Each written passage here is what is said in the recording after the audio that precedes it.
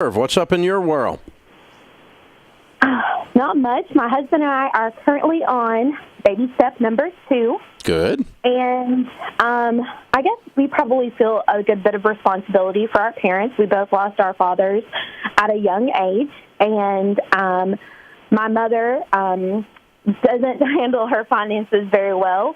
Neither does my sister and a few more of our family members. And, of course, when they turn to us and they are looking for money in times of need, they come straight to us and ask for it, and it's hard to say no. Mm-hmm. We're currently, trying to focus on our own debt and get those things paid off, but we've, been very open about our success with, Dave Ramsey and saving up our, emergency fund, and they know it's there. They know that we have that $1,000 in our savings. If something was to happen, they can always turn to us and ask for it. Mm-hmm. No is not working anymore. They just don't accept it. They, say there's a lot of things going on, and they use my nieces and nephews as an excuse, which breaks my heart. Mm-hmm.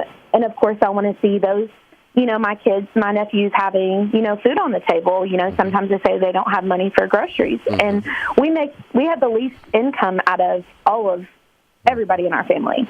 Okay. And so let's stop a second. You're talking mainly about your sister. Let's just start with her, okay? Yeah. They make more money than you, and they don't have the money to feed their kids. Yes, So that's just wait a minute. Stop. That's just asinine. Yes. It's just ridiculous. Yes. And then has the unmitigated gall to ask you for money, and she makes more than you do. And then worse than that, she's a travel agent for guilt trips. Absolutely. Little babies aren't going to eat. It's going to be your fault. No, you're their mother, stupid. Thank you for saying that. Right? Yes. I mean, really. So here's the thing. Here's the thing. What's happening is this. The only thing that's going to help you is you're going to have to learn to love her better. You don't love her well. And you're just a wimp. And what's happening is the reason you're a wimp is you think that's being nice. And it's not being nice. You are buying crystal meth for a meth addict. You're buying her drugs that are going to kill her. You are participating in her misbehavior. You are not helping her. You are harming her. You are an enabler. Does that make sense? Absolutely. When you give her money, when she doesn't handle money well and she makes more money than you, that's the same thing as giving a drunk a drink. Yeah. Absolutely. And so the proper way to love her is not make her happy on the short term. It's to help her win long term. Right. And how is that going to happen? By you giving her money? No. The way she's going to win long term is she decides she's going to be a grown-up and be responsible with the money she has. Right. That's when she's going to start winning. And so here's how it would sound at our house, okay? Sis, I love those babies of yours. And I love you. And I'll do anything in the world for you except bring harm to you. And participating in your financial irresponsibility is bringing harm to you, and I'm not going to do it anymore. Because I love you too much to help you continue to be bad with money. Y'all make too much money to be broke. So here's what I am going to do, okay? I am going to give you $50 this time.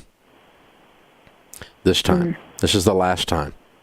And I'm going to give you a class called Financial Peace University to learn how to handle money. And if you do not go to the class, every single class, and you do not learn how to handle money, do not ever ask me for money again, because I will not give you any more under any circumstances. Yes. I love you too much to buy your drugs. And you're going to have to get there because you're just a sweet person. Yeah. You're just a tender-hearted, kind person. And you're going to have to see what you're doing is mean. When you're participating with your sister's irresponsibility, you're being mean to her. And we can extend the same conversation to your mom. And then that'll help you kind of break through the enable. But, and sometimes people say, well, Dave, that's tough love. No, that's just love. Yes. It's not tough love. Absolutely. It's like your kid, your little kid doesn't want to brush their teeth. honey, you have to brush your teeth. For two reasons. One is we don't want to smell your breath. The second thing is, if you don't brush your teeth, you're not going to have any. You know? And we love you too much to not let, well, I don't want to brush my teeth. I don't really care. You're going to brush your teeth because I'm going to stand here until you do, until you learn to do it, and until it becomes a habit twice a day for the rest of your dad-blame life, and that way you have teeth. Because teeth are handy. They help you get jobs, and they help you get married, and they help you, you need teeth, right? And this is the same kind of thing. But does an 8-year-old little boy always want to brush his teeth? Well, I can promise you 100% of the time they don't. Right. It's something you have to make them do for their own good. And that's not tough love. That's just love. Absolutely. That's being a good daddy, a good mommy. That's all that is. And that's all you're doing here is being a good sister. I don't want you to be mean to your sister. I don't want you to raise your voice. I don't want you to be unkind or sarcastic. I was a little bit sarcastic picking at her there a minute ago to try to give you a little strength, okay? But the truth is, I just want you to sit down and be kind to her, and gently but firmly, just like you would a little baby. You wouldn't ever be mean to a little 4-year-old kid, but you are going to make them do what they need to do behavior-wise in order to exist in this world. Right. You're going to behave in a restaurant. You're going to sit here and you're going to say yes, ma'am, and no, ma'am, and you're going to behave.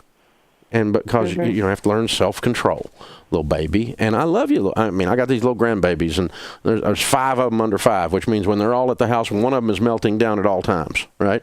It's just all, but do we get mad at them? No, I'm not going to get mad at them. They're mad. Some of them have a little temper fit, spit flying out of their head and all this. And, but Papa Dave is not going, we don't play that.